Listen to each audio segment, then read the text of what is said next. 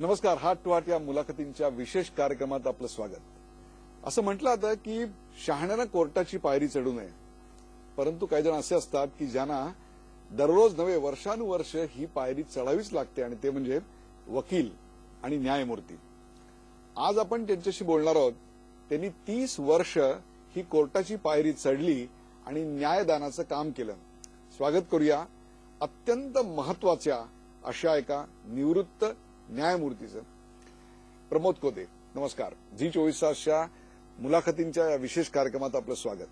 सर्वप्रथम आपल्या सर्व दर्शकांस माझा नमस्कार. नवीन वर्षाच्या शुभेच्छा, मकर संक्रांतीच्या शुभेच्छा. आपल्या चॅनेलला मला इथे बोलवून काही गोष्टी सांगण्याबद्दल ती जी काही संधी दिली त्याच्याबद्दल आभार. कारण हे आभार मानायचं कारण असं की सर्वसाधारणपणे न्यायाधीशांकडून सर्वसामान्य जनतेची त्यांनी भाषणं न देता काम करावं, निष्ठुरपणे काम करावं अशी अपेक्षा असते. न्यायाधीशास आपल्या संस्थेमध्ये, न्यायसंस्थेमध्ये किंवा कॉन्स्टिट्यूशन प्रमाणे त्याच्या व्यथा मांडायची कुठेच काय म्हणतात ना व्यासपीठ त्याला नसतं. तर मला वाटतं की मला मिळाल्या ह्या संधीचा एक प्रातिनिधिकरित्या सर्वसाधारण न्यायाधीशाला काय व्यथा असतात ते सांगण्याची एक काय म्हणतात मला संधी मिळालेली आहे. ह्या संधीचा उपयोग की न्यायाधीश बोलत नसल्यामुळे त्यांच्याबद्दल जे काही गैरसमज होतात किंवा प्रवाद उपस्थित होतात याचं निराकरण करण्याकरता एक न्यायसंस्थेला मला वाटतं फायदा होईल, म्हणून आपले आभार. प्रमोद कोदे प्रेक्षक हे अत्यंत महत्वाचे असे न्यायाधीश अशा करतायत की त्यांनी टाडा विशेष न्यायालयाचे न्यायमूर्ती म्हणून अत्यंत यशस्वीपणे काम केलं. 1993चा जो मुंबईवर दहशतवादी हल्ला झाला होता, बॉम्बस्फोट झाले होते, त्या बॉम्बस्फोटाचं काम किंबहुना या देशातला सर्वात दीर्घ काळ चाललेला खटला जर कुठला असेल म्हणून ज्याची ओळख आहे अशा या विशेष टाडा न्यायालयाचे, आणि त्यानंतर तिथून काम संपल्यानंतर मुंबई हायकोर्टामध्ये न्यायमूर्ती म्हणून त्यांनी काम पाहिलं. त्यांच्याच निकालानंतर याकूब मेमन याला फाशी देण्यात आली आणि संजय दत्त जेलची हवा खातोय. अशा प्रकारे इतक्या प्रदीर्घ काळ चाललेल्या खटल्यात एकही दिवस एकही दिवस सुट्टी न घेता ज्या व्यक्तीनं अत्यंत निस्पृहपणे आपलं काम केलं असे कायदेतज्ञ आणि त्याहीपेक्षा न्यायमूर्ती आज आपल्यासोबत आहेत. पुन्हा एकदा स्वागत. आपण मुंबईच्या बॉम्बस्फोट जे झाले त्याच्या खटल्यापासून सुरुवात करूया. 10,000 पानांचे पुरावे, 189 लोकांवर चार्जशीट, 600 साक्षीदार, इतर कागदपत्री असे 6,000 पुरावे, म्हणजे एखाद्या महाकाव्याची निर्मिती करावी इतकं प्रचंड मोठं काम त्या काळात आपल्या समोर होतं. हे सगळं कसं सांभाळणं म्हणण्यापेक्षा सर्वप्रथम जेव्हा या खटल्यात माझी नेमणूक झाली त्यावेळेला बऱ्याच लोकांनी मला हा प्रश्न विचारला, हे प्रचंड काम आहे, हे तू कसं करणार. मी त्यांना एक उत्तर दिलं की मी असं समजतो की मला महासागरामध्ये काय म्हणतात ना टाकण्यात आलेलं आहे, परंतु आणि किनारा कुठल्या दिशेला आहे ते मला माहीत. मी रोज नित्यक्रमाने माझा हात मारणं चालू ठेवणार. तो किनारा किती लांब आहे ह्याचा मी विचार करणार नाही, आणि माझी खात्री आहे की एक दिवस काय म्हणतात तर मी ह्या किनाऱ्यावर पोहोचेन. तुमच्या या सगळ्या न्यायदानाच्या कार्याचं वैशिष्ट्य असं, विशेषतः टाडा विशेष न्यायालयातल्या आपल्या कामाचं, की आपण एकही दिवस सुट्टी घेतली नाहीत. या काळात आपल्या आई वडिलांचा मृत्यू झाला, त्याही वेळी आपण एकही दिवस सुट्टी न घेता हे काम चालू ठेवलं होतं. काय सांगाल त्याबद्दल? सूटबद्दल बरंच बोललं गेलेलं आहे. मी एवढंच त्याबद्दल सांगू इच्छितो की माझ्यावर जबाबदारी फार मोठी होती. न्यायालयामध्ये मी एक दिवस जर सुट्टी घेतली असती तर काही लाख रुपयाचा दिवसाच्या खर्चाचा चोराडा झाला असता. माझ्या एकट्या न येण्यामुळे साक्षीदार परत गेले असते, पोलीस ऑफिसर परत गेले असते, आरोपींना ज्यांना कोर्टात आणण्यात येतं त्यांना परत पाठवायला लागलं असतं. या कोर्टासाठी प्रचंड बंदोबस्त ठेवायला लागत होता. ह्या सर्वांवरचा खर्च हा अनाठाई गेला असता. त्यामुळे ह्या खटल्यात ही जबाबदारी इतकी मोठी होती की मी रजा घेणं मला उचित वाटलं नाही. आणि दुसरं माझ्या नशिबाने मला दिली, परमेश्वराने साथ दिली. असा माझ्या सुदैवाने असा कुठलाही हेल्थ इश्यू आला नाही की ज्याच्यामुळे मला रजा घ्यावी लागेल. आता पर्सनल गोष्टी ज्या आहेत, पर्सनल कारण जे आहे, तर मला असं वाटतं की जेव्हा आम्ही या क्षेत्रामध्ये येतो, मी काय माझे बाकीचे मित्र जे आले ह्यातील बहुसंख्य हे योगदान करण्याकरता येतात. त्यांच्या पुढे वर्क इज अ वर्कशिप ही भावना असते. त्यामुळे आपल्या पर्सनल इश्यूजपेक्षा हे जे इश्यूज किंवा जे काही खटले आहेत त्वरित कांटाता निकाली करणे आहेत किंवा त्याच्यामध्ये ऑर्डर्स करणे ही जी गरज जी आहे ही मोठी असल्यामुळे मी रजा घेतली नाही. माझे अनेक सहदायी आहेत असे की तेही रजा घेत नाही. ही प्रेरणा आपल्याला कुठून? काही एखादा आदर्श न्यायाधीश आपण आपल्या तरुण वयात लहानपणी पाहिला, त्याचा आपल्यावर प्रभाव पडला? याला थोडीशी ना आपल्या प्रश्नाला उत्तर देण्याकरता थोडीशी पूर्वपीठिका मी सांगतो. माझे आजोबा नारायणराव कोदे हे सेंट्रल एक्साईजमध्ये सुप्रिटेंड होते. माझे वडील हे सुरुवातीला रॉयल नेव्हीमध्ये होते, नंतर इंडियन नेव्हीमध्ये त्यांनी काम केलं, त्याच्यानंतर त्यांनी कस्टममध्ये काम केलं. आजची परिस्थिती आणि सुमारे काय म्हणतात 40 वर्षापूर्वीची परिस्थिती फार वेगळी होती. आज जे सरकारी नोकरांचे जे पगार आहेत ते त्यावेळेला तसे नव्हते, परंतु त्यांना काही कन्सेशन मिळायची. जेव्हा मी महाविद्यालयामध्ये गेलो त्यावेळेला माझ्या शिक्षणाचा खर्च महाराष्ट्र सरकारने उचलला होता. अमुक दर्जाच्या अधिकाऱ्यांच्या मुलांच्या शिक्षणाचा खर्च सरकार करत असे. तुम्हाला प्रथम त्याची फी द्यायला लागायची, नंतर ती तुम्हाला रिएम्बर्स व्हायची. तर ह्या गोष्टीचा माझ्यावर थोडा प्रभाव पडला की माझं जे शिक्षण जे झालं हे सरकारी खर्चामध्ये झालं. त्याचबरोबर माझे वडील मला एकदा म्हणाले की आपण जे पैसे देतो त्याच्यात तुझं शिक्षण होतं आहे असं तू समजू नकोस, कारण महाविद्यालय ही त्यावेळची फक्त विद्यार्थ्यांकडून मिळणाऱ्या फीवर चालत नसत, त्यांना सरकारी अनुदान मिळायचं.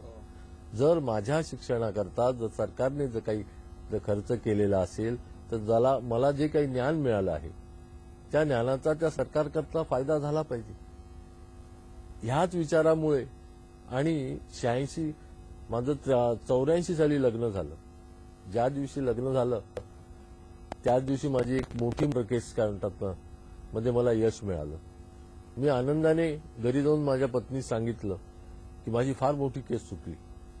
ती म्हणाली कसली केस होती? तर मी म्हटलं की एका बाईने तिच्या प्रियकराच्या मदतीने नवऱ्याचा काय म्हणतात ना खून केला होता.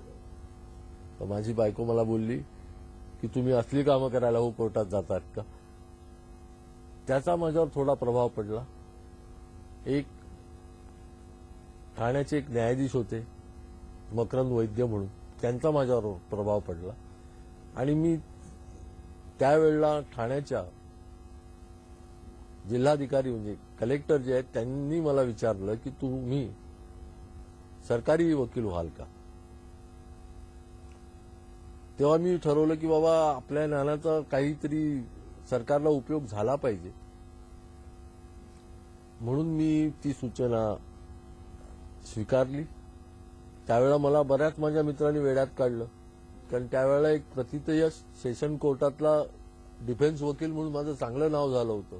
ते मला म्हणाले की तुझे पैसे कमी होतील, तुझं पुढे नाव होणार नाही आणि तू चाकोरीमध्ये काय म्हणतात ना अडकून पडशील. बरोबर आहे. तर मला वाटलं की नाही, की बाबा माझी पत्नी जी म्हणाली, माझ्या वडिलांनी मला जे शिकवलं, आपण जे काही जे शिकलो याच्यामागे ह्या सरकारचं ह्याच्यामागे काय म्हणतात ना कॉन्ट्रीब्युशन आहे, तर आपल्या ज्ञानाचा आपल्या सरकारला उपयोग व्हावा ह्या भावनेने मी सरकारी वकील झालो. सरकारी वकील झाल्यानंतर थोडंसं दिवाणी काम मी करू शकायचो खाजगीरित्या. तर हे न्यायाधीश मकरंद वैद्य जे होते त्यांनी मला एकदा बोलावलं.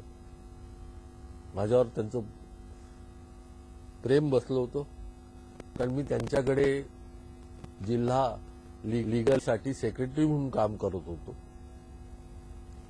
तर ते काम मला बघण्यामुळे जे काही माझा जो काही फायदा झाला आणि जे काही मी करत होतो त्यामुळे त्यांनाही माझ्याबद्दल प्रेम वाटत होतं.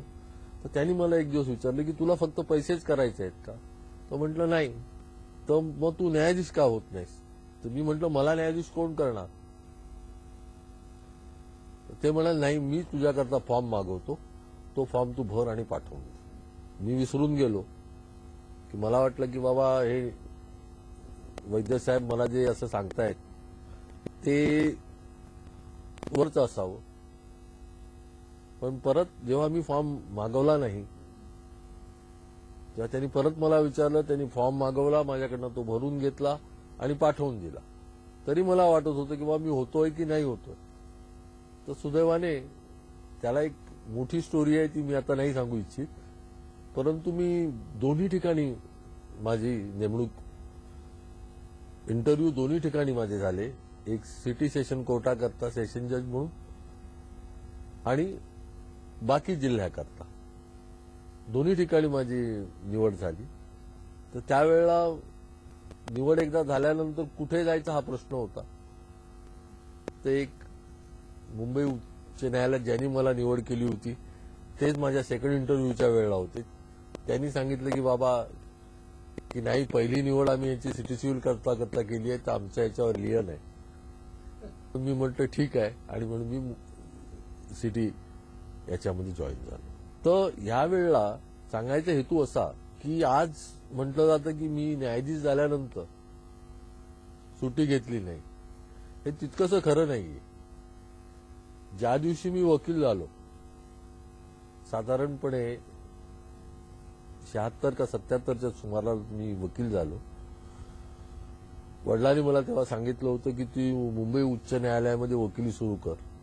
पण त्याच्या अगोदर ह्या महाविद्यालयीन शिक्षणाकरता 1968 ते 76 ठाणा मुंबई हा रेल्वेचा प्रवास करून मी इतका कंटाळलेला होतो की मी ठरवलं की बाबा नाही, आपण बाबा रोजचा हा प्रवास करणं काही आपल्याला झेपणार नाही, तर आपण ठाण्यामध्ये काम करावं. म्हणून मी ठाण्याला काम सुरू केलं. तर त्या माझ्या वकील म्हणून 77 पासून 86 पर्यंत जेव्हा मी सरकारी वकील झालो, ह्या कालावधीत आणि 86 नंतर सुद्धा मी न्यायाधीश होईपर्यंत सुद्धा मला वाटत नाही मी एखादा दिवस सुट्टी घेतली. काही महत्वाच्या निकालांकडे वळूया. याकूब मेमनला आपण फाशीचा निकाल दिलात, नंतर त्याला फाशी झाली. परंतु त्याला फाशी दिल्यानंतर किंवा त्याआधीही त्याच्यावर अन्याय झाला असं त्याच्या नातेवाईकांनी ओरडा केला. एवढंच नव्हे तर त्याच्या अंत्ययात्रेच्या वेळेला काही हजाराचा जमाव जमलेला होता. मुंबईमध्ये अत्यंत तणावपूर्ण वातावरण होतं. एका वृत्तपत्रांनी तर जवळपास ती 11-12 पानी बातमी केलेली होती. आज मागे वळून बघताना काय वाटतं? वाईट वाटतं, या दृष्टीने वाईट वाटतं. याकूब मेमनला, मला किंवा बाकी आरोपितांना जेव्हा मला शिक्षा द्यावी लागली, ते एक कर्तव्य भावनेने मला करावं लागलं होतं. सर्वात वाईट गोष्ट अशी की हे आरोप देशद्रोहाचे जरी नसले तरी सिनामस टू देशद्रोह अशी काय म्हणतात ही कृत्य होती. आणि ही कृत्य 1993 साली साधारण जानेवारी 93 ते 12 मार्च 93 पर्यंत ही मोठ्या प्रमाणात वेगवेगळ्या ठिकाणी करण्यात आली होती. ह्या सर्व आरोपी जे होते ह्यातील कोणीही विदेशी नव्हता. हे सर्व या देशाचे नागरिक होते. या देशाच्या न्यायाधीशाला फौजदारी खटल्यामध्ये शिक्षा काय म्हणतात ना द्यायला लागणं ही काही नवलाईची गोष्ट नाही, कारण ते समाजाकरता काम न्यायाधीशाला करावंच लागतं. पण इथे सर्वात कटू गोष्ट अशी की स्वातंत्र्य मिळाल्यानंतर सुमारे 40-42 वर्षानंतर सुद्धा आपल्या देशातील नागरिकांना अशा कृत्याबद्दल जी शिक्षा काय म्हणतात ना न्यायाधीशाला द्यायला लागते, हे अतिशय खेद, मला त्याबद्दल अतिशय खेद वाटला. त्यांना शिक्षा द्यावी लागली म्हणून नाही की 40 वर्षानंतर सुद्धा आम्ही किंवा आमच्यातले काही लोक अशी काय म्हणतात ना कृत्य करणार असतील तर आम्ही स्वातंत्र्य आपण कशा करता मिळवलं. पण याच याकूब मेमनच्या अंत्यसंस्काराला हजारोंचा जमाव जमला होता, त्याबद्दल काय सांगाल? आता या जमाव जमण्यामध्ये दोन गोष्टी आहेत. एकदा कायद्यामधलं असं तत्व आहे की आपण मृत व्यक्तीबद्दल वाईट बोलू शकत नाही. मृताचा नेहमी काय आदर करायला लागतो. शिक्षेचं तत्व असं आहे की शिक्षा ही कुठल्याही व्यक्तीस दिली जात नाही, त्यातील गुन्हेगारी प्रवृत्तीचं निराकरण करण्याकरता जेवढी जरूर असेल अशीशी शिक्षा केली जाते. सुरुवातीला कृत्य छोटं असेल तर त्याच्याकरता दंडाची तरतूद आहे, पैसे भरण्याची.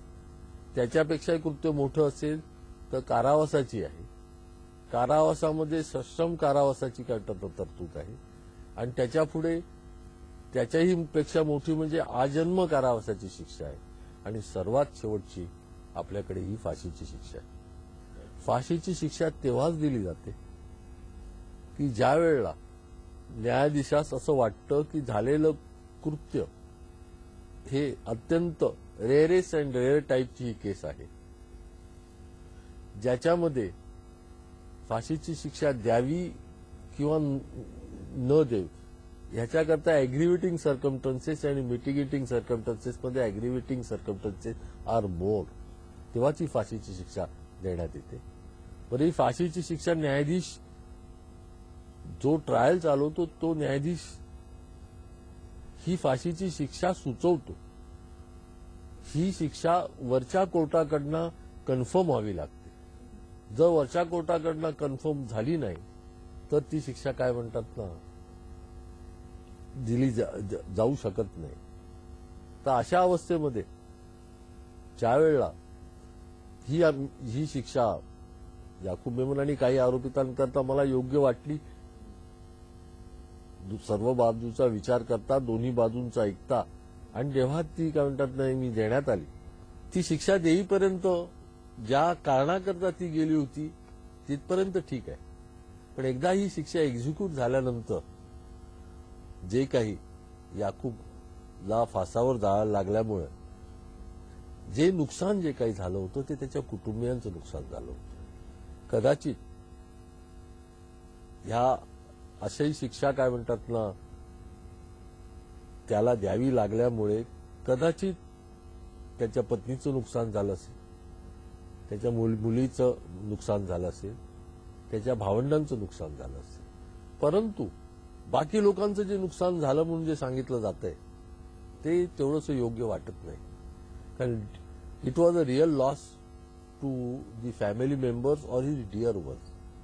पण आपल्याकडे काय आहे ना, प्रत्येक गोष्टीचं काय म्हणतात ना भांडवल करायची वृत्ती आहे. कायद्याच्या बाबतीमध्ये सुद्धा नवीन कायदा आपल्याकडे जेव्हा येतो त्यावेळेला त्या कायद्यामधील चांगल्या गोष्टीकडे न बघता त्यातील त्रुटी, त्या कायद्यातून कशी सुटका मिळवावी या दृष्टीने बघितलं जातं. तसंच एखादी जेव्हा घटना जी होती ती अर्थात सर्वजण समाजाचे घटक असल्यामुळे आपापल्या परीने त्याचा फायदा उठवण्याकरता लोक करतात. पण मला तर प्रत्यक्षात असं वाटतं की म्हणून जमाव आला ह्याचा बाकी समाजाने बाऊ करू नये. कारण हा निकाल जेव्हा देण्यात आला किंवा ही शिक्षा एक्झिक्यूट करण्यात आली यातनं कुठलेही अनटोवर्ड्स इन्सिडेंट जे झाले नाही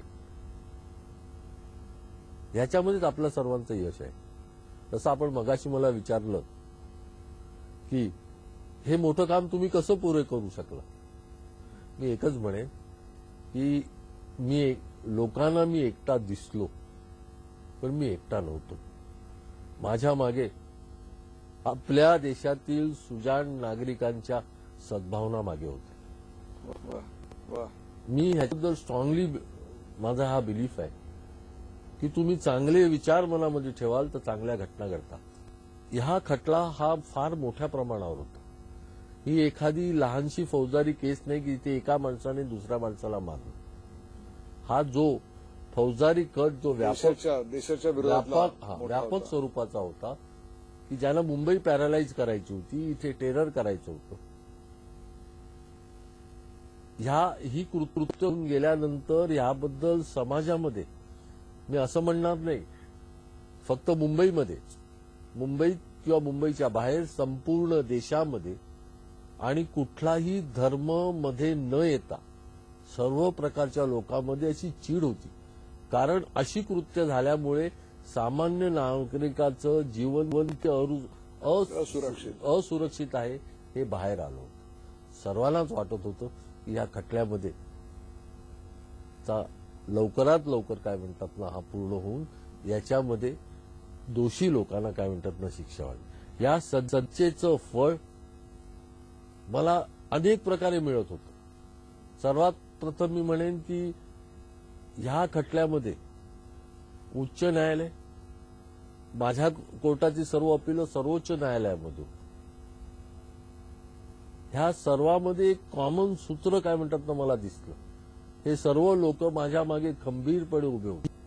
ही फाशीची शिक्षा सुरू तो न्यायाधीश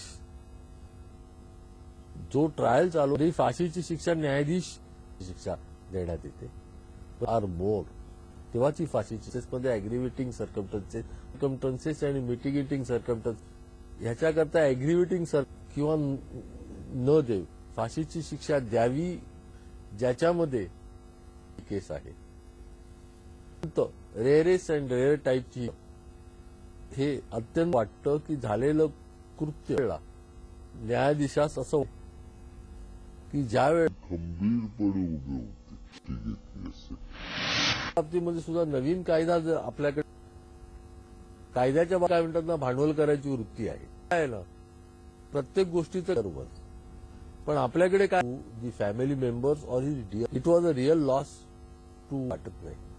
कारण ते तेवढंच योग्य लोकांचं जे नुकसान झालं म्हणून जे सांगितलं जातंय, परंतु बाकी लोक त्याच्या भावंडांचं नुकसान झालं असेल, तिचं नुकसान झालं असेल, त्याच्या मुली त्याच्या पत्नीचं नुकसान झालं लागल्यामुळे कदाचित त्याला द्यावी अशाही शिक्षा काय म्हणतात ना ह्या कदाचित ते त्याच्या कुटुंबियांचं नुकसान झालं होतं. टोवर्ड्स इन्सिडेंट जे झाले नाही यातनं कुठलीही अंडी शिक्षा एक्झिक्यूट करण्यात आली किंवा देण्यात आला किंवा कारण हा निकाल ज्याने भाऊ करू नये आला ह्याचा बाकी समाज प्रत्यक्षात असं वाटतं की म्हणून जमा लोक करतात. पण मला आपल्या परीने त्याचा फायदा उठवण्याकरता आपाप सर्वजण समाजाचे घटक असल्यामुळे ती अर्थात एखादी जेव्हा घटना जी होती तसंच मिळवावी या दृष्टीने बघितलं. कशी सुटका त्यातील त्रुटी त्या कायद्यातील गोष्टीकडे न बघता त्यावेळेला त्या कायद्यामधील चांगल्या जेव्हा येतो त्या जे नुकसान जे काही झालं होतं त्यावर जाळं लागल्यामुळे याकूबला फासा जे काही एकदा ही शिक्षा एक्झिक्यूट झाल्यानंतर तिथपर्यंत ठीक आहे. पण या कारणाकरता ती गेली होती ती शिक्षा देईपर्यंत ज्या काय म्हणतात नाही मी देण्यात आली बाजूंचा ऐकता आणि जेव्हा ती सर्व बाजूचा विचार करता दोन्ही आरोपितांकरता मला योग्य वाटली शिक्षा याकूब मेमन आणि काय ही शिके ज्या वेळेला तर अशा अवस्थेमध्ये दिली जाऊ शकत नाही म्हणतात ना झाली नाही तर ती शिक्षा काय जर वरच्या कोर्टाकडनं कन्फर्म ते एका माणसाने दुसऱ्या माणसाला मारलं एखादी लहानशी फौजदारी केस नाही की सर्वांनाच वाटत होतं असुरक्षित आहे हे बाहेर आलं. असुरक्षित अन्य नागरिकाचं जीवन अशी कृत्य झाल्यामुळे सामान्य अशी चीड होती. कारण सर्व प्रकारच्या लोकांमध्ये धर्म मध्ये न येता त्यामध्ये आणि कुठला मुंबईच्या बाहेर संपूर्ण मुंबईत की म्हणणार नाही, फक्त समाजामध्ये मी असं कृत्य होऊन गेल्यानंतर याबद्दल ही कृत्य होतं पॅरालाइज करायची होती, इथे टेरर करायचा होता की ज्याला मुंबई देशाच्या विरोधातला मोठा व्यापक होता. स्वरूपात फौजदारी कट जो व्यापक देश हा जो मोठ्या प्रमाणावर होता, ही एक ह्या खटला हा फार मनामध्ये ठेवाल तर चांगल्या घटना घडतात की तुम्ही चांगले विचार, माझा हा बिलीफ आहे. वा मी ह्याच्याबद्दल स्ट्रॉंगली भावना मागे होते. वा तुझ्या नागरिकांच्या सद्भाव आपल्या देशातील माझ्या मागे, पण मी एकटा नव्हतो. लोकांना मी एकटा दिसलो की मी एकच म्हणेन, हे मोठं काम तुम्ही कसं पुरे करू शकला, की जसं आपण मगाशी मला विचारलं, त्याच्यामध्येच आपल्या सर्वांचं यश आहे. त्यातील गुन्हेगारी प्रवृत्ती कुठल्याही व्यक्तीस दिली जात नाही. माझ्या मागे खंबीरपणे उभे होते दिसलं. हे सर्व लोकांमध्ये एक कॉमन सूत्र काय म्हणतात ना, मला ह्या सर्वोच्च न्यायालयामधून माझ्या कोर्टाची सर्व अपील, सर्व उच्च न्यायालय ह्या खटल्यामध्ये तर मी म्हणेन की मिळत होतं. सर्वात मला अनेक प्रकारे मिळत, सच्चेचं फळ मला काय म्हणतात ना, शिक्षा व्हावी. या सगळ्यामध्ये दोषी लोकांवर काय म्हणतात ना, हा पूर्ण होऊन याचा लवकरात लवकर या खटल्यामध्ये आहे की शिक्षा ही शिक्षेचं तत्व असताचा नेहमी काय आदर करायला. जे आरोपी जे होते ह्या सर्व वेगवेगळ्या ठिकाणी करण्यात आली होती. मोठ्या प्रमाणात 12 मार्च 93 पर्यंत ही ते साधारण जानेवारी 93 साली 1993 आणि ही कृत्य अशी काय म्हणतात ही कृत्य होती.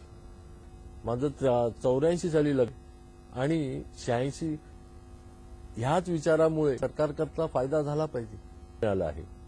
त्या ज्ञानाचा असेल तर ज्याला मला जे काही ज्ञान मिळेल, जर काही जर खर्च केलेला असेल, माझ्या शिक्षणाकरता जर सरकारने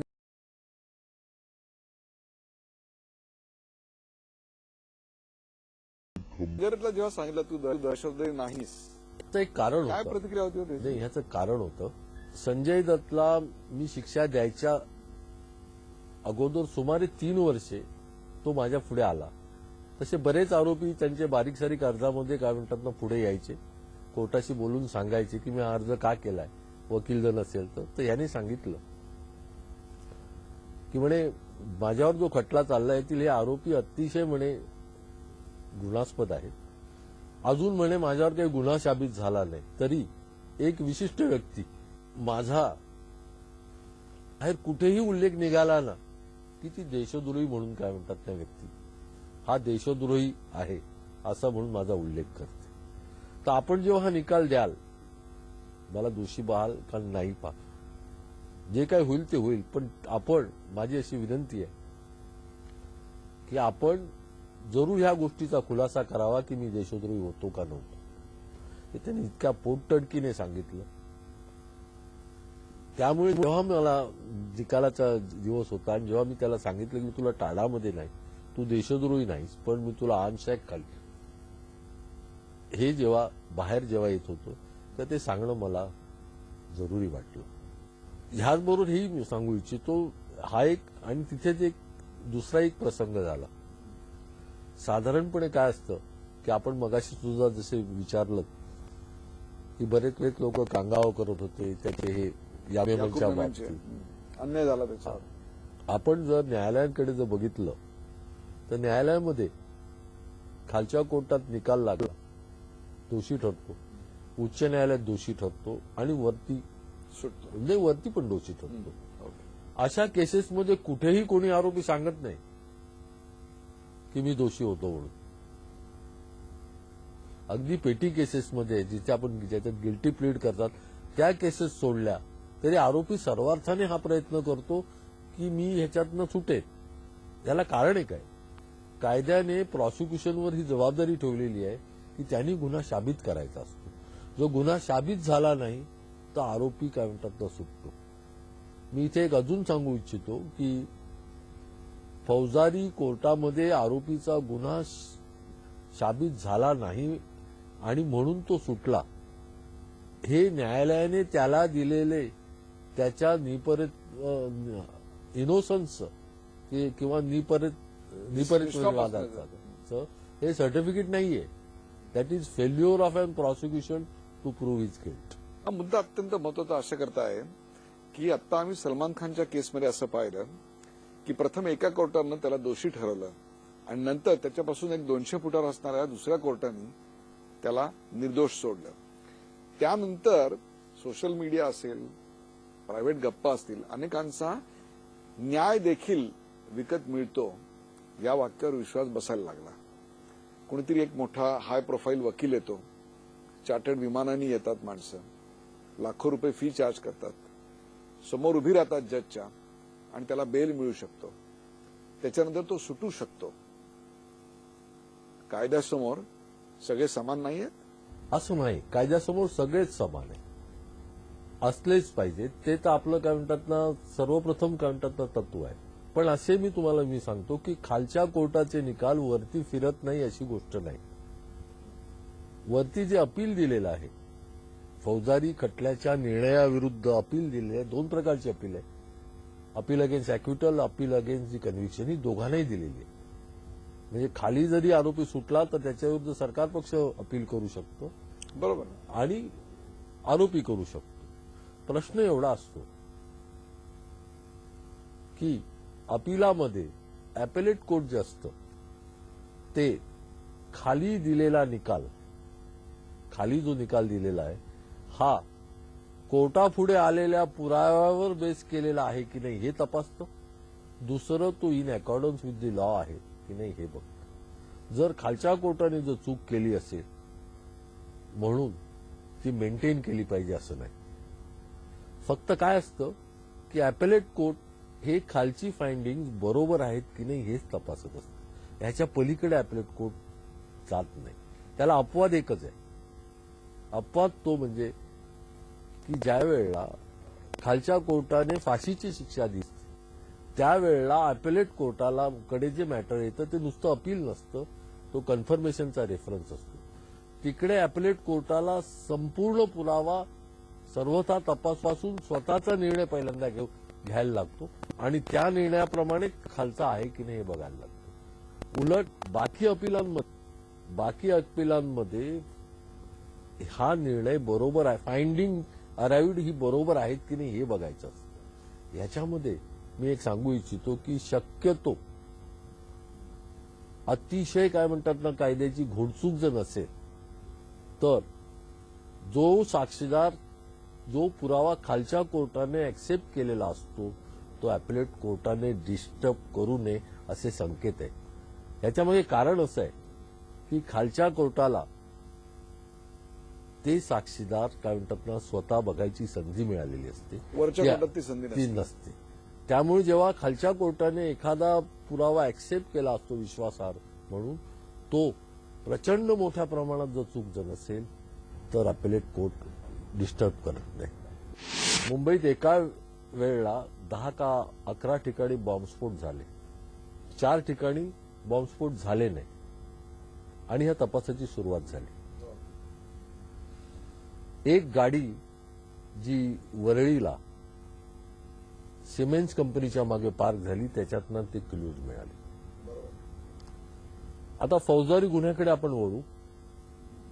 फौजदारी गुन्ह्यामध्ये तपासाचे जे काही मार्ग जे आहेत त्यात सर्वात मोठा म्हणजे हेतू हा असतो. या गुन्हा कुठल्या हेतूने झाला त्याच्यावरनं तुम्हाला क्लूज मिळतात. टेररिस्टच्या बाबतीमध्ये हा तपास करणं अतिशय अवघड असतं, कारण हे कुठल्या ना पर्सनल रिझनमुळे त्यांनी गुन्हे केलेले नसतात. कोण टेररिस्ट केव्हा होईल हे फक्त परमेश्वराला माहीत असतं.